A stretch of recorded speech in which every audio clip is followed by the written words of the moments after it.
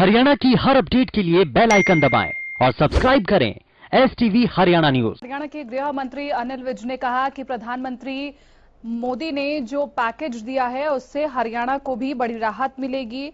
Industry को एक booster dose मिली है, इससे उद्योग और इंडस्ट्री बूस्ट होने में एक बड़ा फायदा होगा। गृह मंत्री ने कहा कि देश में टैलेंट और टेक्नोलॉजी की कमी नहीं है। इस सहायता राशि से निचले स्तर से लेकर मध्यम वर्ग तक के लोगों को एक बड़ी राहत मिलेगी।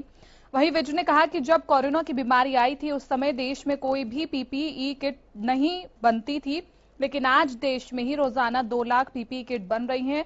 गृह मंत्री अनिल विज ने ये बातें सोहना में बीजेपी नेता सूरजपाल अम्मू के भाई की रस्म पगड़ी के कार्यक्रम की श्रद्धांजलि सभा में शिरकत करने के दौरान कही।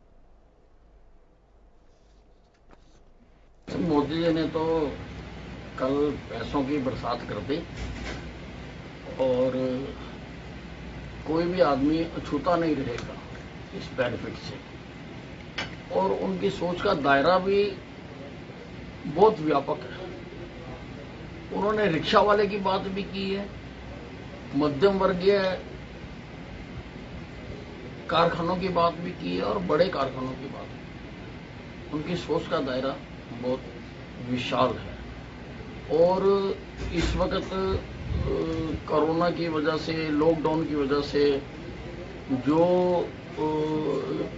इंडस्ट्री का या व्यापार का जो मोरल डाउन हुआ था